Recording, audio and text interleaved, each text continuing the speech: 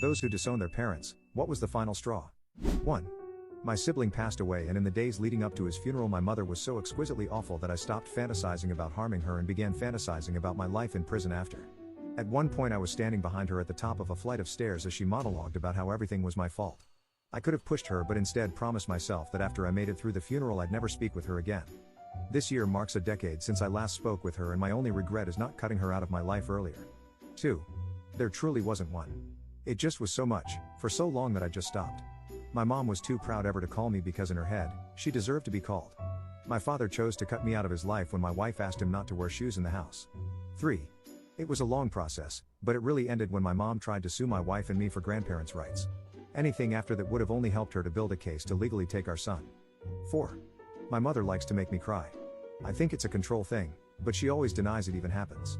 After going out of her way to make me break down for 3 birthdays in a row, I asked my father if, just for 1 year, I could avoid speaking to her for the day.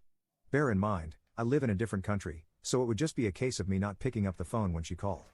My father went crazy, called me ungrateful, pathetic, a disappointment, etc., all because I wanted a birthday where I didn't cry. I just hung up without saying a word.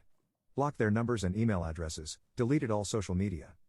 It's been years, and I'm so grateful he said all those horrible things, because I finally realized how better my life is without them. 5. Parents got divorced between 12 to 14. During that period my dad became an evangelical Christian.